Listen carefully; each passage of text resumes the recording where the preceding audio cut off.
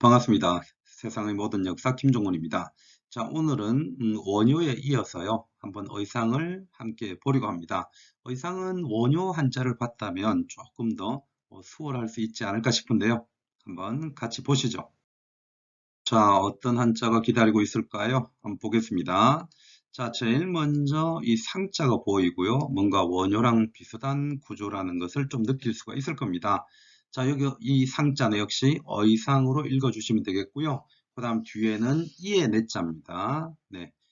그리고 명령을 내렸다라고 보시면 되겠고요. 그 다음 10찰이 있네요. 그럼 여기에서 찰이라고 하는 것은 절을 의미하죠. 그 다음에 이제 전할 전자가 있고 교자가 있습니다. 그러면 이제 가르친다는 의미도 있겠지만 뭔가 전체 문장상에서는요. 어떻게 볼 수가 있느냐 하면 내 의상이 10곳의 절, 10찰의 교를 전하게 했다라고 봐두시면 되겠습니다. 우리가 보통 이제 의상과 관련해서는 역시 원효와 일화도 있겠지만요. 의상은 중국에 유학을 다녀왔고 그러면서 절을 만들죠. 그 의상이 만들었던 절을 우리는 보통 화엄 십찰이라고 알려져 있는데 그 절의 이름들이 쭉 나올 겁니다. 그래서 여기에 한자는 조금 도금만 한다면 어느 정도 해석은 수월할 수 있습니다. 자, 7글자 중에서 어려운 글자는 그렇게 없으리라고 보이는데요. 자, 찰자 다시 한번 더 봐두시고 전한다 이 정도 한자 한번 봐두시면서 뒤에 보시죠.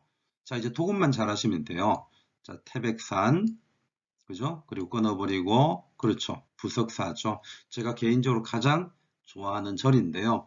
부자는 뜰 부자입니다. 그리고 이제 돌석자이고요. 이 부석사는 의상이 중국에서 돌아온 이후에 어떻게 보면 가장 먼저 만들었던 절이라고 볼 수가 있고, 네, 그때 이 의상을 따라온 여인이 한 명 있었습니다. 그 여인이 실제로 여인으로 따라서 온 것이 아니라 용이 되어서 돌아왔는데요. 그래서 의상이 이 태백산에서 절을 만들려고 하자 어떤 무리들이 절 만드는 것을 방해를 하죠. 그때 그 용이 나타나서 큰 돌을 듭니다. 그래서 돌이 떴다라고 해서 부석인데요. 그 돌을 들어서 무리들을 겁을 주게 되고 그 무리들은 겁을 먹고 도망을 합니다. 그렇게 해서 절이 완공이 되었는데요. 그래서 이 돌을 띄웠다라고 해서 이 절 이름을 의상은 부석이라고 붙여서 부석사라고 부른 거죠. 그래서 어떻게 보면 이 의상과 그 여인 선묘라는 여인의 아름다운 러브 스토리가 있는 절이기도 합니다. 그래서 실제로 부석사에 찾아가면요. 선묘를 모셔둔 사당이 있습니다. 굉장히 아름다운 여인의 얼굴을 볼 수도 있고요. 그 다음에 그 설화와 관련한 용이 마당에 돌로 만들어져 있다는 얘기도 있죠. 자, 그런 태백산 부석사를 한번 떠올려 주시면 됩니다. 그래서 의상의 화엄 10찰 중에 하나가 바로 태백산 부석사다 보시면 되겠고, 그 다음에요 원주에 있는 비마라라는 절입니다. 이 비자는 돌 비자로 알려져 있고 마자는 여기 손수자가 있는 걸로 봐서 어떤 갈다는 의미가 있겠죠. 그래서 역시 이제 비마라사라고 절이 알려져 있습니다. 자, 그 다음에 뒤에는요 가야인데요. 우리가 보통 가야산 할 때 이 야자를 쓰죠. 네, 그런데 이제 보통 이게 다른 의미로 쓰이게 되면은 간살 사자로 쓰이기도 하는데요. 여기에서는 뭐 간살 사자로 볼 이유는 없고 그냥 가야산의 해인사, 네, 뒤에 해인사 요거 보시면 되겠죠. 그 다음에 요거는 조금 전에 비자를 봤으니 비 한 번 더 본다고 보시면 되겠고요. 뒤에 있는 것은 슬자인데요. 보통 이 슬이라고 하는 것은 비파를 나타냅니다. 아니면 이제 검은고를 나타내기도 하고요. 네, 어쨌거나 간에 해석은 비슬의 옥천사라고 보시면 됩니다. 경남 고성에 있는 옥천사로 저는 알고 있는데요. 자, 비슬산 이렇게 해석을 하면 돼요. 왜냐하면 태백산의 부석사이고 원주의 비마라사이고 그 다음에 가야산에 이렇게 해석이 가능하죠. 해인사이고 따라서 여기는 비슬산의 옥천사다라고 한번 해석을 해볼 수가 있겠고 마지막 줄에 있는 것은 금정 역시 부산에 있는 거죠. 그래서 금정산의 범호사 라고 한번 봐두시면 되겠고요. 범어사도 세계사적으로 굉장히 유명한 절이죠. 세계적으로. 네, 그리고 남악에 화엄사가 있다. 요거는 이제 지리산 밑에 화엄사라고 보시면 되겠습니다. 따라서 제일 끝에 있는 등자는 등등이니까 해석은 아주 간단할 거예요. 자, 그래서 이 형광색 한번 지우면서 다시 해석을 해 보도록 하겠습니다. 네, 의상이 이에 10개의 절을 지어서 교를 전수하게끔 명했고요. 그래서 네, 의상이 만들었던 절이 태백산에 부석사가 있고, 그리고 원주에 비마라사가 있고요. 그리고 가야산에 해인사가 있고, 비슬산에 옥천사가 있고, 그리고 금정산에 범어사가 있고요. 그리고 지리산 남막에 화엄사 등등이 있었다 하더라 시야라, 그냥 이렇게 읽어주면 되는 거죠. 다음 한자로 한번 넘어가도록 해보겠습니다. 그러면 이어서 한번 보도록 하겠습니다. 자, 역시 한꺼번에 한자를 다 넣어 두었는데요. 한번 보시죠. 자, 그렇다면 첫 번째 보이는 글자가 또 우자입니다. 역시 해석은 그렇게 필요가 없을 거로 보이고요. 자, 여기를 조금 조심하셔야 됩니다. 네, 두 번째 글자가 어떤 책을 펴낼 때, 저서할 때 저자죠. 그래서 이제 책을 펴낸다라고 보시면 되는데, 뒤에는 세 글자를 뜯어서 해석을 해버리면 안 됩니다. 자, 이게 이제 법계도다 라고 봐두시면 되겠고요.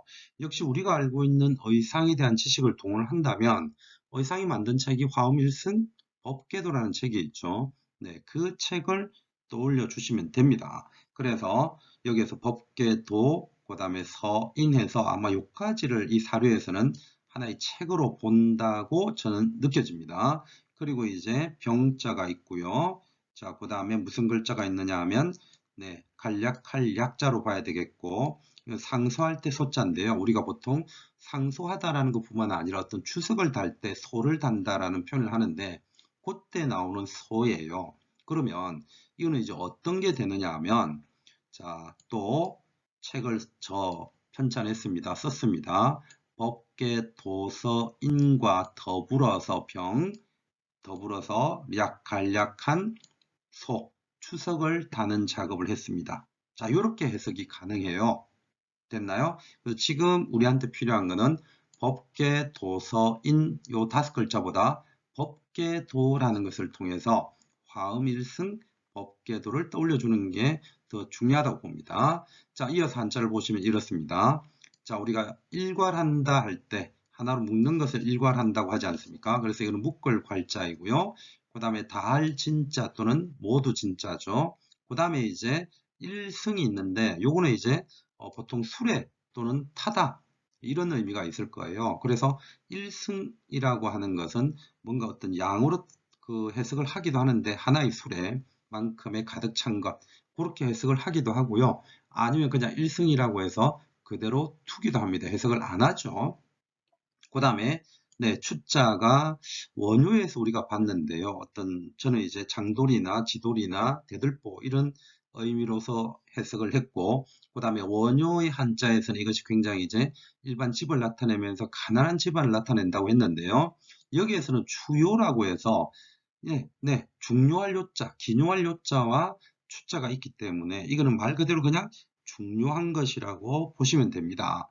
자, 그러면 이제 어떤 해석이 가능하냐 하면, 자, 책을 썼습니다. 법계 도서인을 쓰고, 그 다음에 거기에다가 추석까지 붙였고요. 그러면서 어떻다는 얘기입니까? 중요한 요긴한 것들을, 네, 어떤 요긴한 건가요? 일승에 요긴한 것들을 모두 묶었습니다. 라고 해석이 가능하죠. 자, 묶었습니다. 아니면 포괄했습니다. 라고 해석을 할 수가 있겠습니다. 뭔가 책을 썼고요. 그 책 속에 주석을 달면서 굉장히 중요한 내용들을 싹 집어넣어놔서 네, 다 포괄을 했고 묶어두었다라고 생각을 하면 됩니다. 이 책만 보면 뭔가 내용이 다 알 수 있을 것 같지 않나요? 그런 의미의 한자라고 보시면 되겠고요. 자, 그 다음에 뒤에 한자를 보시면 여기죠. 천, 제, 귀, 경인데요. 자, 이 제자, 두 번째 글자의 제자는 씻다, 시를 제자로 보기도 하고요. 아니면 떠받친다라고 할 때는 도금이 대로 됩니다. 그래서 씻다, 네, 그 다음에 떠받친다 두 가지 의미가 있는데 도금은 제로 되거나, 네, 이거는 실을 때는 제로 되고요. 떠받친다라고 할 때는 대로 됩니다. 근데 이제 이것도 이제 해석을 어떻게 하고 있느냐 하면 천년 동안의 어떤 귀경, 요거는 귀감으로 우리가 해석을 하면 되겠죠. 귀경이 있다, 실려 있다. 이렇게 해석을 하기도 하고요. 네, 어떤 사람들은 이것을 네, 또 책 이름으로 보기도 해요. 그래서 각자 이제 또 요거는 약간의 해석에 뭐라고 할까요? 묘미가 있다라고 한번 봐두시면 됩니다. 네, 어느 걸로 해석하든 저는 상관없다는 생각입니다. 자, 천년의 귀감이 되었다라고 한번 일단 해석을 해볼까요? 그러면서 뒤에서 다툴 경자가 있고요. 바소가 있고, 그 다음에 요게 이제 보배 진자인데요. 이 보배 진자는 제가 오른쪽에 한번 써보겠습니다. 자, 보배 진자는 원래 우리가 어떻게 쓰느냐 하면 이렇게 쓰죠. 자, 같은 노란색으로 써서 잘 안 보일까요? 다시 한 번 더요. 자, 제가 보배 진자를 다시 한번 써보겠습니다. 자, 보배진은 원래 우리가 알고 있기로는 이렇게 쓰지 않습니까? 네, 구슬옥자에 점은 없지만 구슬옥자입니다. 그 다음 이렇게 해서 네, 보배 진자인데 그거의 간체자다라고 봐두시면 됩니다. 그래서 이제 보배 진자에다가 찰패자예요. 이것도 앞에 사람인변이 붙어도 찰패자고요. 구슬옥자를 붙여도 찰패자입니다. 그래서 패자는 이렇게 쓸 수도 있어요. 패자는 이렇게 쓸 수도 있습니다. 지금 마우스로 글자를 쓰다 보니까 조금씩 이제 네, 삐죽거리는데 이해는 해주시고요. 네, 이렇게 써도 패자입니다. 그래서 이것도 똑같이 진, 패 이렇게 한번 봐두시면 되겠습니다. 다시 한번 요거는 좀 없애버리고 간략하게 한번 볼까요? 뭔가 이제 보배를 찬다라는 느낌이 오죠. 그럼 어떤 점에서 이제 그렇게 되느냐 하면 지금 책을 썼단 말이에요. 그죠? 책을 썼는데 이게 천년 동안의 귀감이 되는 책이란 말이죠. 그러니까 사람들이 이걸 어떻게 하겠습니까? 서로 앞다투어서 그 책을 가지려고 하겠죠. 바로 그것을 나타내는 게 이 네 글자라고 생각을 하시면 됩니다. 다시 한번 더 보겠습니다. 여기에 나와 있는 이 네 글자는 다투어는 바가 되었다. 서로 그 보배를 가지기 위해서 다투는 바가 되었다. 자, 그렇게 해석을 해주면 되겠습니다. 네, 위에서부터 아래줄까지 어느 정도 해석이 되죠. 그리고 네, 나머지 그 외에는 자, 그 외에는 나머지 여자에 없네요. 네, 찬술할 찬자. 네, 서술할 술자. 그래서 찬술한 게 나머지는 없습니다. 그래서 제가 조금 전에 얘기했던 것처럼 의상은 화엄일승 법계도라는 책을 떠올려 주시면서 이걸 봐두시면 좋겠고요. 자, 그 다음 요게 조금 해석이 힘들 수도 있습니다. 왜냐하면 그간에 제가 일반적으로 이 상자라고 하면 네, 일찍이라고 했는데요. 여기에서 뒤에 한번 보시면 소정자가 있죠. 그리고 만미자가 있고요. 그 다음 요거는 이제 뭐 잊어먹어도 저는 좋다고 보지만 고기 련입니다. 련. 도금은 련인데 네, 련. 그리고 다리족자, 고기 다리인가? 이제 이렇게 볼 수도 있겠지만 고기 다리는 아닙니다. 네. 보통 이제 네, 족자는 다리라는 의미도 있겠지만 해석을 하시다 보면요. 다리 아니면 충분하다, 충족하다 이런 의미가 많아요. 그래서 그것을 머릿속에 넣어두고서 해석을 한다는 연습을 해두시면 다리족자이거나 충분하다는 의미가 있습니다. 자, 그러면 다시 한번 더 6글자를 한번 보시죠. 자, 솥의 맛이 있단 말이에요. 솥의 맛. 네. 그리고 고기가 있어요. 근데 앞에 한일자가 있죠. 그래서 이게 이제 어떤 식으로 해석이 되느냐 하면 다시 깨끗하게 하고 나서 한번 볼까요? 자, 의미가 한 점의 고기 이렇게 보시면 돼요. 1년 한 점의 고기로 솥의 맛을 알 수 있다, 맛볼 수 있다 이렇게 해석을 하시면 됩니다. 그래서 이게 뭐 일찍이라는 부사로 해석을 해도 상관없겠지만 전체적으로 보면 어떤 의미인지 전달이 되시죠. 아, 우리가 이제 네, 유명한 그 사람 이름 뭔가요? 네, 자, 갑자기 네, 백이라고 하는 유명한 인물도 이름이 기억이 나질 않네요. 셰프죠. 자, 그 사람이 우리가 뭔가 골목길에서 음식 맛을 볼 때 솥에 들어가 있는 모든 음식을 다 맛을 봐야 합니까? 어느 한 부분의 맛을 딱 집어보면 에이, 이건 아니야.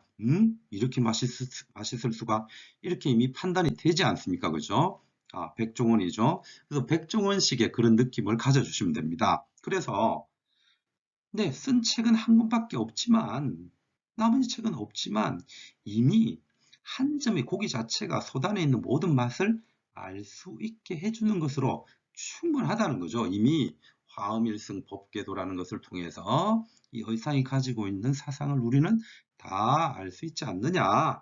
네, 이런 얘기를 하고 있습니다. 자, 그러면서 뒤에 보시면요. 도자가 나오는데, 이 도자는 네, 이거라고 생각을 하시면 됩니다. 요거요. 그래서 요렇게 끌고 와서 해석을 하시면 돼요. 그래서 자, 도는요. 이루어졌다 또는 완성되었다 라고 보시면 되겠고요. 뒤에 걸 한번 보실까요? 그 다음에 뒤에 뭐가 있습니까? 총이 있고 장이 있네요. 이거는 이제 역시 다하다 모두 총자인데요. 그렇게 해석을 하면 안 되고요.